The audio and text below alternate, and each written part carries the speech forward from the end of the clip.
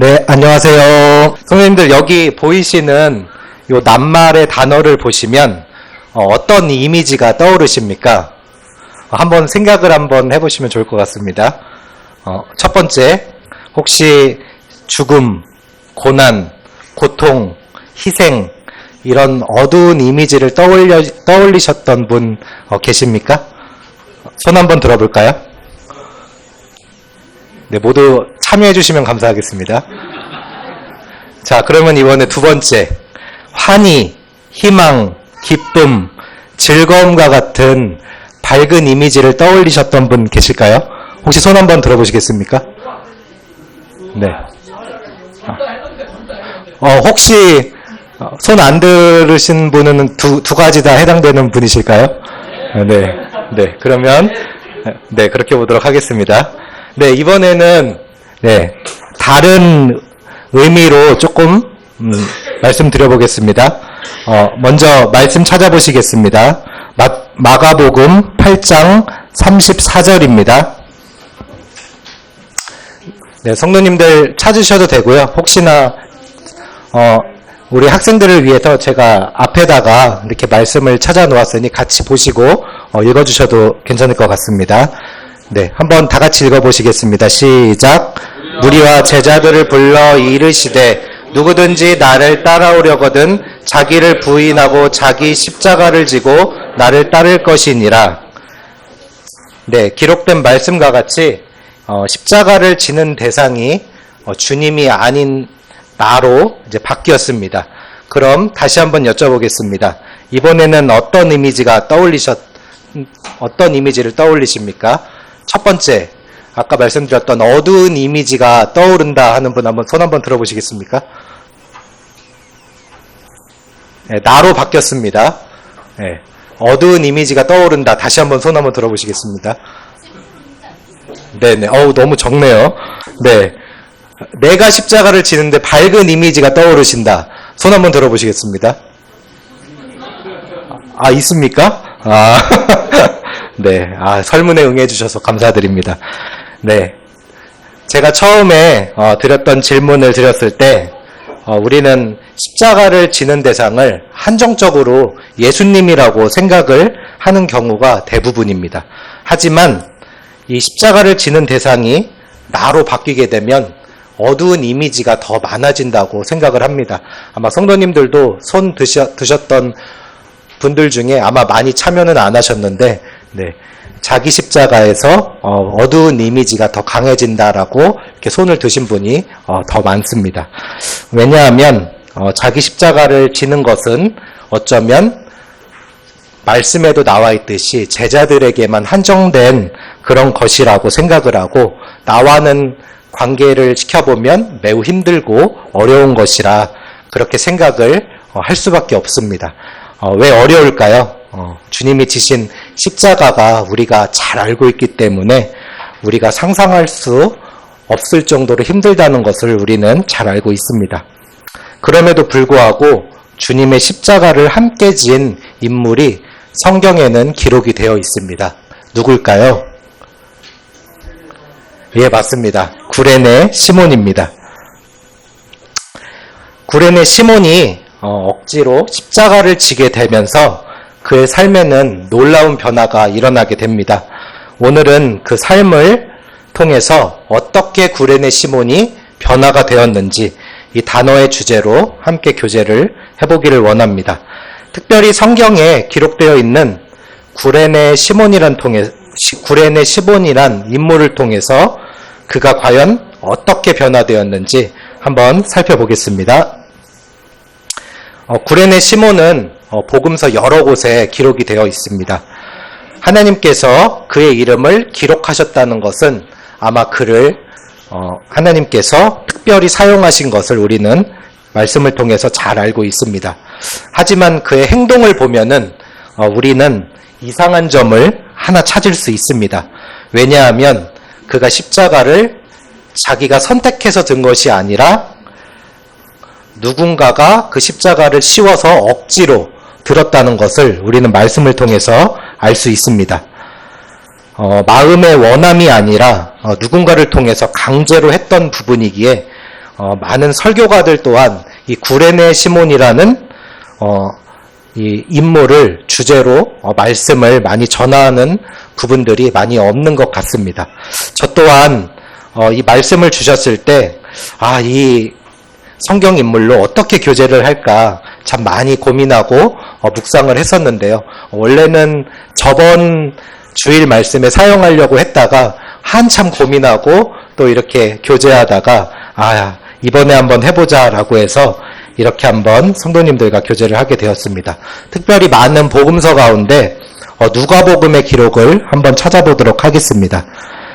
네, 누가복음 23장 26절입니다. 네, 찾아보셔도 되고요. 앞에 있는 부분 같이 읽으셔도 될 것 같습니다. 함께 읽어보시겠습니다. 시작. 저희가 예수를 끌고 갈 때에 시몬이라는 구레네 사람을 시골로서 오는 것을 잡아 그에게 십자가를 지워 예수를 족게 하더라.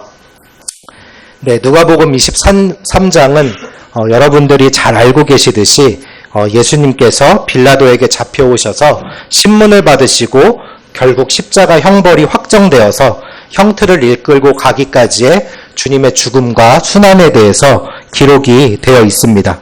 십자가의 형벌이 얼마나 치욕적인지 누가는 자세히 기록을 해주고 있습니다.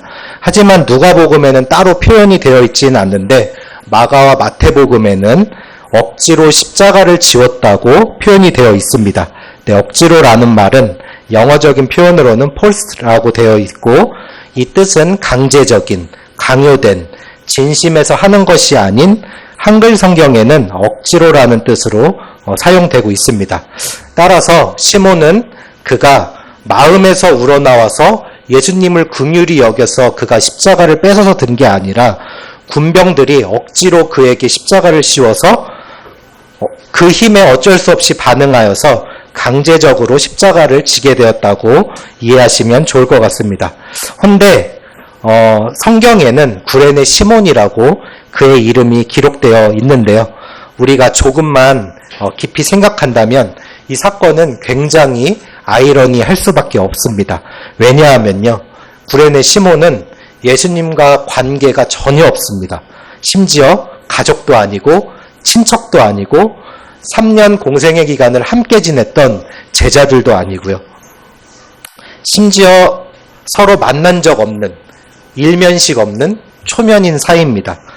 성경은 우리가 잘 알고 있듯이 아무나 성경을 이름을 기록하지는 않습니다. 보통 하나님의 계획에 사용된 인물들, 특별한 사람들을 하나님께서 성경의 이름을 기록하고 있습니다.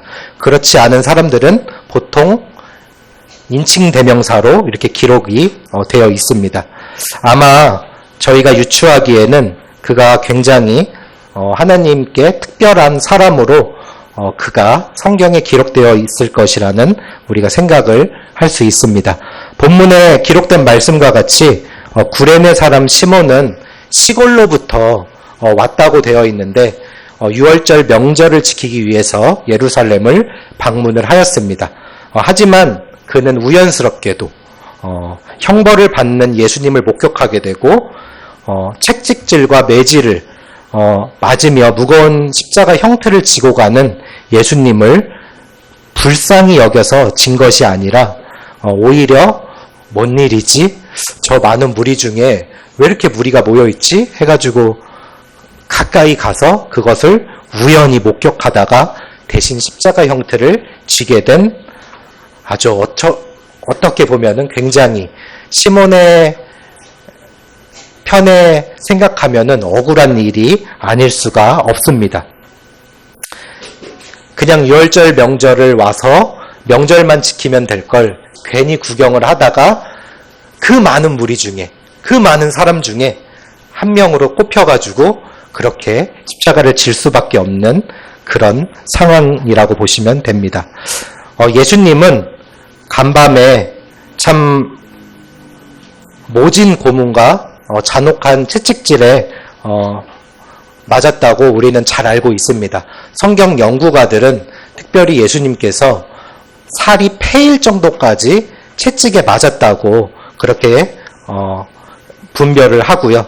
그런 상황에서 우리 주님은 여기서 죽으시면 안 되기에 그런 몸을 이끌고 십자가로 향하십니다. 어떤 어떤 연구가들은 이미 채찍에 맞아서 예수님께서 거반 다 죽어가는 몸일 거라고 그렇게 분별을 합니다. 심지어 십자가 형틀에 처해진 죄수들을 보면은 대부분이 다 다 채찍에 맞고 매를 맞다가 죽는다고 합니다. 그렇게 십자가 형틀을 이끌고 십자가형을 내려진 그런 죄인들은 극소수라고 합니다. 또한 그렇게 십자가의 형벌이 우리는 얼마나 치욕스럽고 잔혹한지 우리는 잘 알고 있습니다. 근데 그럼에도 불구하고 우리 주님께서는 우리를 살리시기 위해 이 저주스럽고 이 치욕적인 십자가를 그대로 짊어지고 가시는 것을 볼 때 참 주님의 사랑을 다시 한번 우리가 생각하게 되는 계기가 아닐 수 없습니다. 만약에 우리가 구레네 시몬이었다면 어떠했을지 한번 생각해 보면 좋을 것 같습니다. 한번 구레네 시몬으로 빙의되어 볼까요? 네. 어떤 마음이실 것 같나요? 저 같으면 굉장히 억울했을 거라고 생각을 합니다. 생각지도 못한 형벌에 여러 감정이 교차했을 거라고 생각됩니다. 아마 그 패션 오브 크라이스트라는 영화를 보면은 그 시몬도 같이 채찍에 맞는 상황을 볼 수 있습니다. 정말 아무 상관없는 그런 사람이 예수님을 대신해서 십자가 형틀을 지고 올라가고 그 형틀이 그 무게가 엄청 무거운 거 아시잖아요. 그것을 떨어뜨릴 때마다 자신도 채찍에 가해지고 이런 부분들을 볼 때 그가 그 십자가를 지고 가면서 어떤 생각을 했을지 아마 생각을 해보게 됩니다. 아마도 굉장한 분노와 그리고 억울함이 아마 있었을 거라고 생각이 들고요. 이것을 어떻게 떨쳐내고 도망을 가볼까 이런 생각도 그의 머리를 채웠을 거라고 생각을 합니다. 그리고 예수님을 향해서 그 많은 군중들과 같이 욕하고 저주했을지도 모르겠습니다.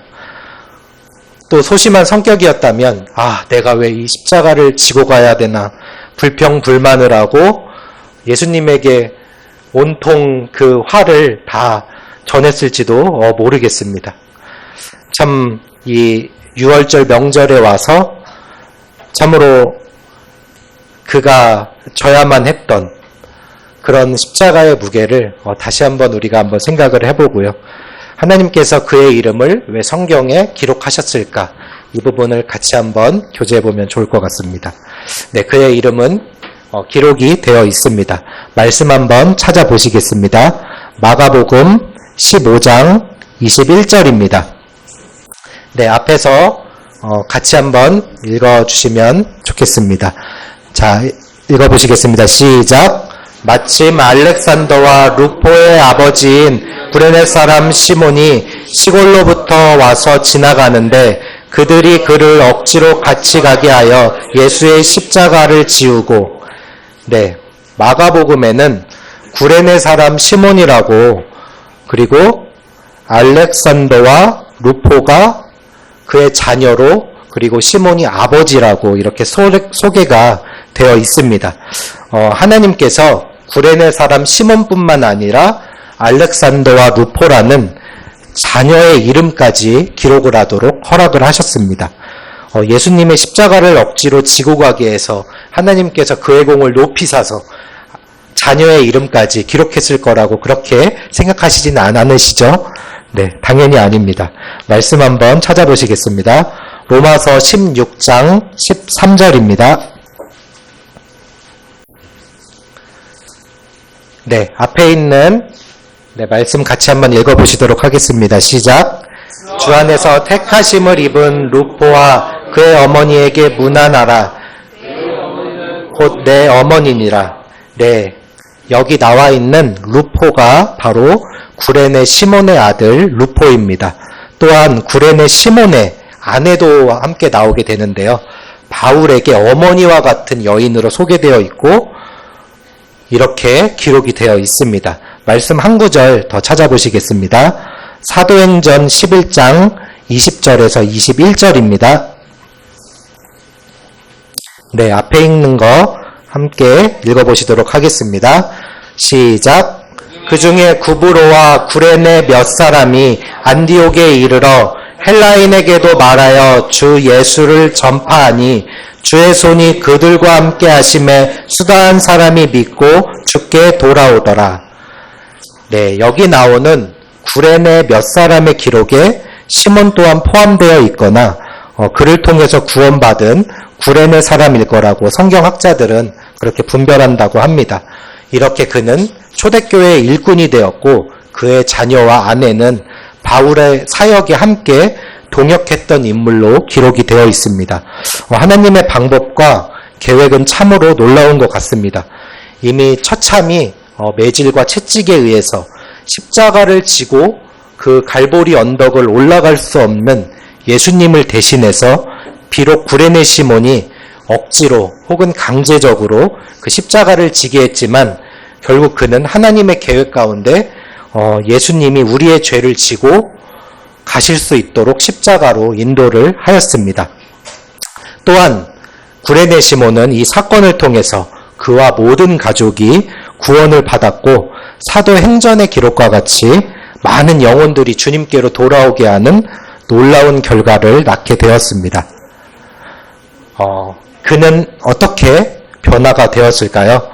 우리는 이 부분을 다시 한번 말씀을 통해서 주목을 해보셨으면 좋겠습니다. 그가 과연 십자가를 지고 가면서 무엇을 보고 느꼈기에 온 집안이 구원을 받고 주님을 신실히 섬기게 하는 동기가 되었을까? 우리는 한번 깊이 주목해 주시면 좋을 것 같습니다. 그가 십자가를 통해서 무엇을 보았고 느꼈던 것을 우리도 함께 살펴보면 좋을 것 같습니다. 물론 서두에 얘기 드렸던 대로 그 십자가가 강제로 억지로 진 그 십자가였기에 그가 굉장히 억울했고 불만에 가득 차서 투덜대었을 거라고 생각을 합니다. 하지만 그가 갈보리 그 언덕을 십자가를 지고 오르면서 그가 과연 무엇을 보았을까요? 그 옆에서 무엇을 보았을까요? 바로 옆에서 주님이 함께 올라가고 계시는 장면을 그는 보았을 겁니다. 그리고 여러 장면들을 성경에 나오는 기록되어 있는 여러 장면들을 그는 함께 보았을 거라고 생각을 합니다. 처음에는 아마 이런 생각을 했겠죠. 도대체 무슨 죄를 지었길래 저렇게 끔찍한 형벌을 그 사람이 당하여야만 했는지 아마도 그는 지도자들의 그 말을 믿었을지도 모르겠습니다. 신성모독이라고 함께 예수님을 함께 욕하는 자들이었을지도 모르겠습니다. 예수님을 원망하면서 이 사람 때문에 내가 핍박을 같이 받는구나 그렇게 생각했을 수도 있겠습니다. 근데 그는 계속해서 예수님을 주목을 하게 되었을 것 같습니다. 이미 가시관에 찔려서 머리와 얼굴이 피범벅이 되고 채찍으로 살이 패이고 온몸이 피칠갑이 된 예수님을 그는 똑똑히 보았을 거라고 봅니다. 그런 모습으로 거친 호흡을 내몰아쉬면서 이미 땅에 쓰러져 이미 숨이 끊어질 수도 있는 그런 모습이었을 거고 땀과 피가 구분될 수 없게끔 그런 고통스럽게 그런 험한 골고다 언덕을 힘을 내어 올라가는 그런 모습을 보았을 겁니다. 또한 그런 상황 가운데에서도 더욱 힘에 붙여 쓰러지는 예수님의 모습을 그는 보았을 거고 그런 모습에 의해서 군병들이 예수님을 일어나라고 채찍질하는 그리고 떨어지는 살점과 온갖 난자한 피를 그는 보았을 겁니다. 그런 상황임에도 불구하고 모두가 예수님의 머리를 갈대로 치며 침을 뱉고 절하고 희롱하는 모습을 보았을 겁니다.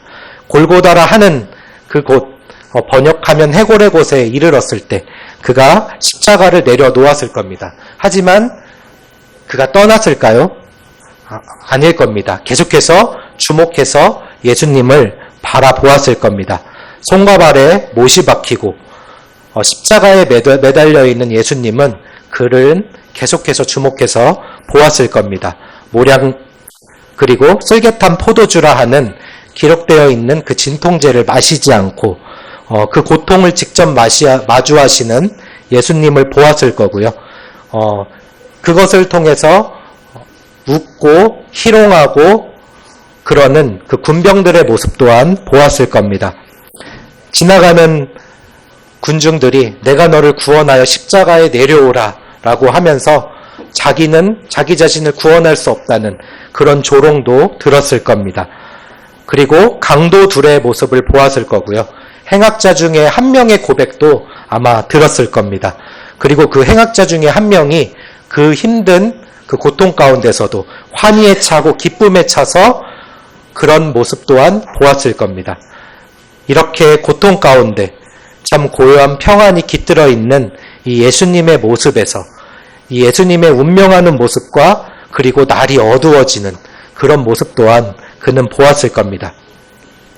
이런 모습을 통해서 그는 아마도 머리로 망치를 쾅 하고 친 것과 같이 아마 큰 충격을 받지 않았을까 생각을 합니다. 자신이 지고 올라갔던 그 모습에 불평과 원망들이 있던 자신의 모습을 바라보면서 오히려 예수님의 고통 가운데는 불평과 원망들이 없었고 오히려 평안에 가득 차 있던 예수님의 모습을 그는 바라보았고 예수님의 음성을 그는 또 들었을 거라고 생각을 합니다. 이렇게 그는 십자가를 지고 가면서 이 놀라운 광경들을 목격하게 되었고 그리고 그는 예수님을 알게 되었을 거라고 생각을 합니다. 바로 예수님께서 메시아시고 하나님의 아들이셨다는 것을 그는 깨달았을 겁니다. 그리고 그것이 그와 온 가족이 구원을 받았다는 것을 성경이 증거가 되어서 말씀을 해주고 계십니다. 아무런 관계가 없었고요. 어떠한 유익이 없었음에도 십자가를 졌던 시몬은 아무도 예상하지 못했지만 예수님의 십자가를 대신 지게 되는 하나님의 계획 안에 하나님의 도구로 그는 엄청난 역할을 해내게 됩니다. 예수님은 모든 사람을 위해서 십자가를 지고 가는 분이셨는데 시몬은 그런 예수님을 대신해서 십자가 형틀을 대신 지고 가는 놀라운 영광을 경험하게 되었습니다. 놀랍게도 예수님의 가족도 아니었고요. 친척도 아니었고요. 예수님과 3년 반의 공생의 기간을 함께 지낸 12제자도 아니었고요. 70인의 제자도 아니었고 어렸을 때부터 함께 지냈던 그런 사람들도 아니었습니다. 그런 전혀 알지도 못한 일면식도 없는 타인이 참 어떻게 보면은 지금의 우리가 보기에 그는 위대한 믿음의 선진들 가운데 놀랍게 영광스럽고 존귀한 사람으로 이렇게 성경에 기록이 되어 있습니다. 네, 그럼 저희는 어떻게 변화되었을까요? 이 부분을 같이 교제해 주시면 이 부분을 같이 교제 한번 해보겠습니다. 구레네 시몬의 자의가 아니었고 그의 마음에 반하는 그런 상대의 힘에 강제로 진 그런 십자가였습니다. 또한 성경에는 지금 교제한 대로 억지로라는 번역으로 그렇게 기록이 되어 있습니다. 하지만 돌아온 결과가 어떻습니까? 놀라운 축복이었습니다. 강제로 진 십자가였지만 결국에 그 십자가로 인해서 그는 놀라운 결과를 얻게 됩니다. 우리가 받은 축복은 어떤 축복인지 함께 기억하시고 깊이 생각해 보시면 좋겠습니다. 우리도 갈보리 그 언덕에 그 시몬의 그 자리에 우리도 함께 있었다고 그렇게 생각을 해보시면 좋을 것 같습니다. 우리도 동일하게 가장 가까운 데에서 예수님을 바라보고 있습니다. 희롱과 멸시 가운데 채찍질로 도저히 걸어갈 수 없는 그 몸으로 우리의 죄를 대신하시기 위해서 한 걸음 또 한 걸음, 두 걸음, 세 걸음 그렇게 신음을 토하시면서 걸어가시는 모습을 우리는 똑똑히 바라보고 운명하시는 모습 또한 우리는 바라보았습니다. 다들 성경을 통해서 너무나 잘 알고 있고 또 영화나 서적들로 인해서 우리는 너무나도 그 광경이 어떠한 장면인지 우리는 잘 알고 있습니다. 요한 1서 1장 1절을 한번 찾아보시겠습니다. 네, 앞에 제가 띄워놨는데요. 네, 함께 읽어보시겠습니다. 시작. 생명의 말씀에 관하여는 우리가 들은 바요, 눈으로 본 바요, 주목하고 우리 손으로 만진 바라. 네, 기록된 말씀과 같이 우리는 예수님의 사랑을 들었습니다. 그리고 눈으로 보게 되었습니다. 주목하게 되었다고 표현이 되어 있고요. 우리의 손으로 만진 바까지 되었다고 그렇게 기록이 되어 있습니다. 이것이 어떻게 가능했냐고요?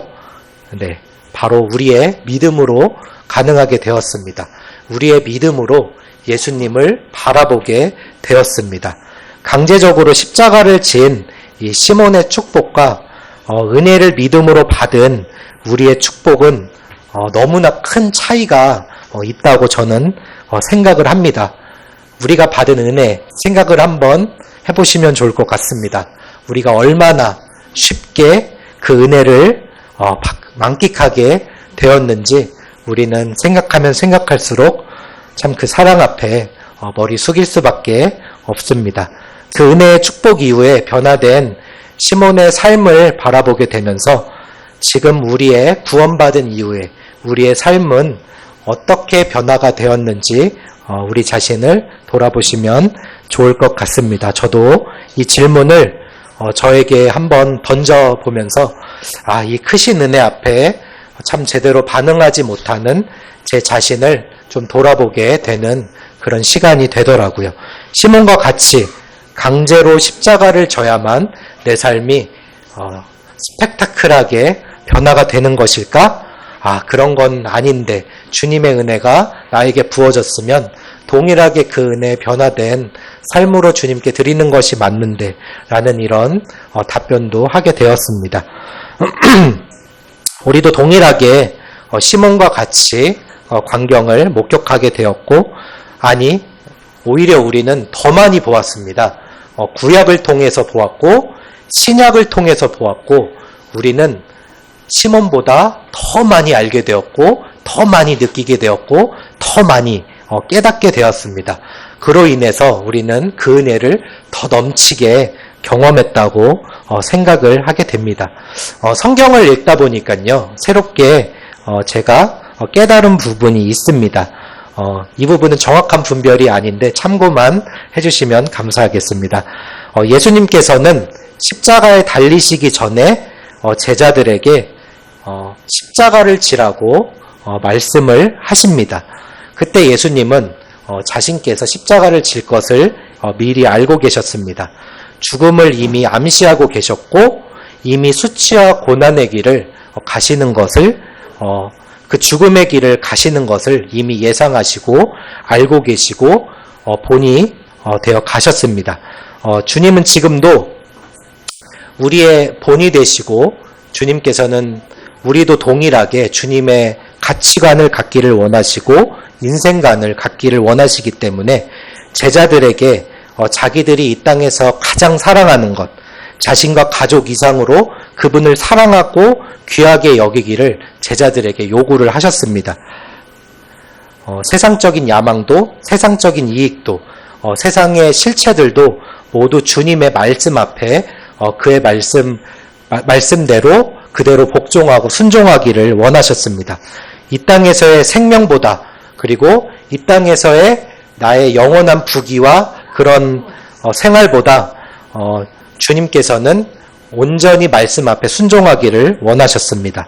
왜냐하면 제자들에게 맡겨진 이 사명들이 너무나 크고 중요하기 때문이죠. 우리는 제자들에 맡겨진 그 사명들을 우리는 잘 알고 있습니다. 그렇게 가르침받은 제자들이 십자가 전에는 주님을 배반하고 주님을 떠났지만 주님의 부활 이후에는 제자들이 주님의 가르침 그대로 말씀 그대로 제자들이 그렇게 말씀대로 사는 것을 우리는 사도행전을 통해서 잘 확인할 수 있습니다. 또한 신기한 것은 이 사복음서 이후에는 십자가를 지라는 기록이 나와 있지 않습니다. 물론 그때 주님께서 들었던 음성과 지금의 성경의 이 기록으로 말미암아서 십자가의 진리는 지금도 변함이 없고 우리 모두에게 적용을 한다고 해도 분별의 문제는 전혀 없습니다. 다만 제가 생각하기에 우리가 성경을 찾아보면은 사도 바울은 믿는 그리스도인에게 십자가를 지고 나를 따르라라는 그런 기록보다는 오히려 우리가 십자가에 이미 못 박혔다고 그렇게 기록을 하고 있습니다. 갈라디아서 2장 20절 한번 찾아보시겠습니다. 혹시 안 찾아보고 외우시는 분들도 계실 거라고 생각을 합니다. 그래도 띄워드리겠습니다. 네, 한번 앞에 보시고 같이 한번 읽어보시겠습니다. 시작! 내가 그리스도와 함께 십자가에 못 박혔나니 그런즉 이제는 내가 산 것이 아니요 오직 내 안에 그리스도께서 사는 것이라. 이제 내가 육체 가운데 사는 것은 나를 사랑하사 나를 위하여 버리신 하나님의 아들을 믿는 믿음 가운데 사는 것이라. 네, 모두 다 외우고 계시면 좋을 것 같습니다. 로마서 6장 6절에서 7절도 함께 한번 찾아보시겠습니다. 네, 앞에 한번 보시고 같이 한번 읽어보시겠습니다. 시작! 이는 죽은 자가 죄에서 벗어나 의롭다 하심을 얻었음이니라. 우리가 알거니와 우리 옛사람이 예수와 함께 십자가에 못 박힌 것은 죄의 몸이 멸하여 다시는 우리가 죄의 종노릇하지 아니하려 함이니. 네, 한 구절 더 찾아보시겠습니다. 로마서 6장 11절입니다. 네, 시작! 이와 같이 너희도 너희 자신을 죄에 대하여는 죽은 자요 그리스도 예수 안에서 하나님을 대하여는 산 자로 여길지어다. 네, 말씀드렸던 대로 우리는 사도 바울의 기록과 같이 십자가를 지라는 그런 기록의 말씀보다 오히려 십자가에 우리가 못 박혔다고 우리가 죽은 자임을 강조해주고 있습니다. 우리의 육은 이미 사형 선고를 받았고요. 현재 진행형이 아니라 이미 완료형이라는 그런 말씀입니다. 네, 저는 작년에 제자 훈련반을 하면서 새롭게 깨달은 것이 있습니다.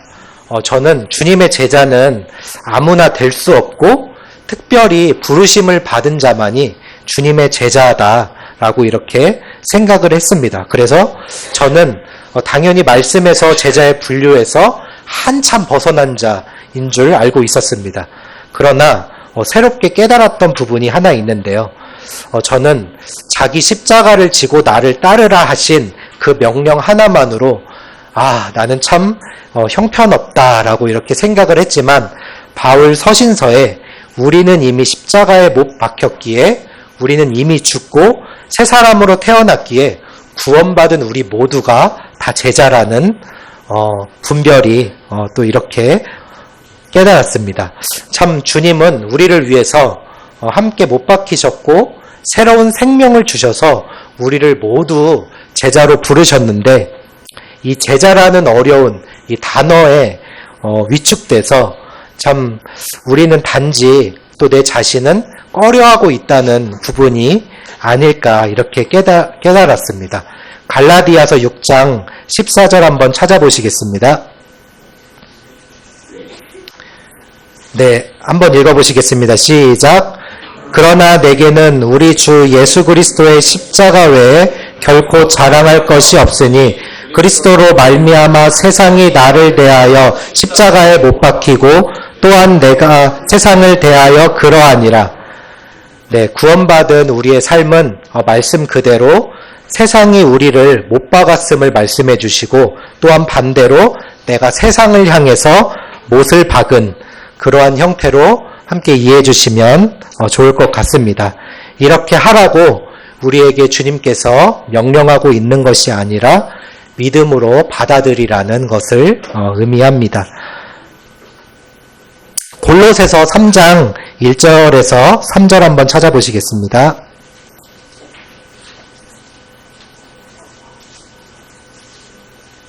네, 같이 읽어보시겠습니다. 시작. 이는 너희가 죽었고 너희 생명이 그리스도와 함께 하나님 안에 감추었음이니라. 위의 것을 생각하고 땅의 것을 생각지 말라. 그러므로 너희가 그리스도와 함께 다시 살리심을 받았으면 위의 것을 찾으라. 거기는 그리스도께서 하나님 우편에 앉아 계시니라. 네, 강제로 십자가를 진 시몬을 저희가 오늘 교제를 통해서 살펴보았습니다. 하나님께 축복을 받고 온 집이 구원을 받고 하나님께 놀랍게 귀한 쓰임을 받은 구레네 시몬을 우리는 살펴보았습니다. 여기 계신 많은 성도 여러분들도 강제로 은혜를 받은 것이 아닙니다. 억지로 주님을 알게 된 것이 아니고요.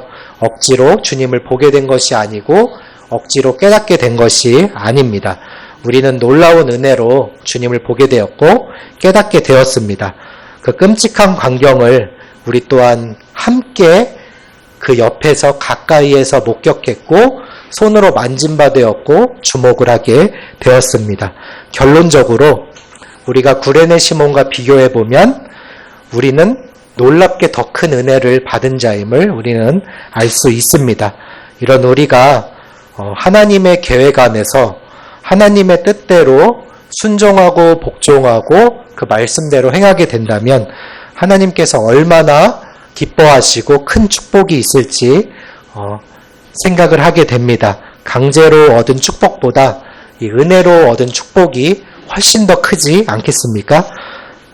마지막으로 말씀 구절 한 구절 찾아보시고 마치도록 하겠습니다. 마태복음 11장 28절에서 30절입니다. 이것도 성도님들이 너무 잘 알고 계시고 외우고 계시는 말씀입니다. 다 같이 한번 읽어보시도록 하겠습니다. 시작.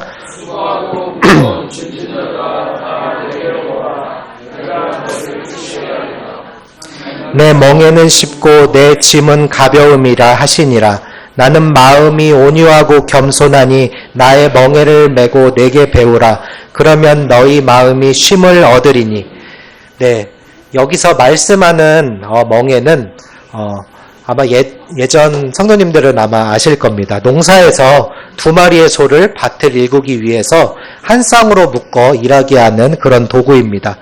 예수님께서 우리와 함께 멍에를 같이 메고 밭을 일구자고 함께 동행하자고 성도님들께 말씀하고 계십니다.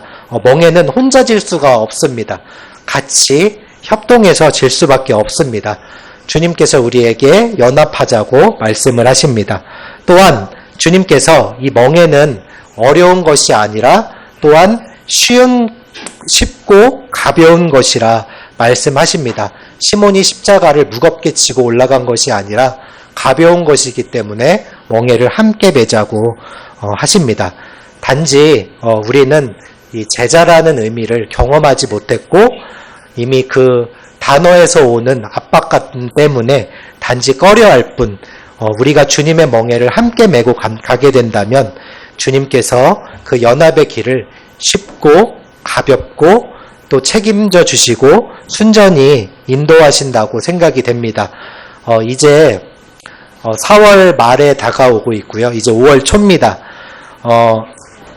성도님들이 아마 이번 연도에 주님 안에서 각자 계획이 있으실 거라고 생각을 합니다. 이번 연도는 작년보다 뭔가 내 삶이 변화하기를 기대하고 생각하셨을 거라고 생각하고 그 계획을 이루고 계신 분들도 계시고 아마 그 계획을 잠깐 이루고 또 잊어버리고 계신 분들도 생각을 합니다. 오늘 드리는 말씀을 통해서 그 계획을 다시 한번 이뤄가시는 성도님들이 되셨으면 좋겠습니다. 작은 바람이 모여서 태풍을 만들듯이 작은 변화를 통해서 성도님들의 삶 가운데 태풍이 일어나셨으면 좋겠습니다. 오늘 시몬이 진 십자가를 통해서 더 큰 축복을 받은 우리 삶에 구원받은 우리 삶 가운데 변화는 당연한 의무이지 않을까 그렇게 생각을 합니다.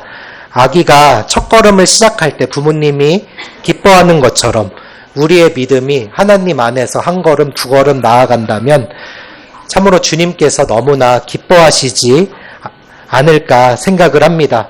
우리 모두가 주님을 만나는 날 주님께서 잘하였도다 착하고 나의 충성된 종아, 주님의 음성을 모두가 듣는 여러분이 되시기를 다시 한번 원하면서 당장이라도 이번 연도 미뤄놨던 계획이 있으시다면 오늘이라도 꼭 다시 시작하시는 성도님들이 되시고 변화하는 성도님들이 되시기를 기도하며 말씀을 마치도록 하겠습니다. 감사합니다.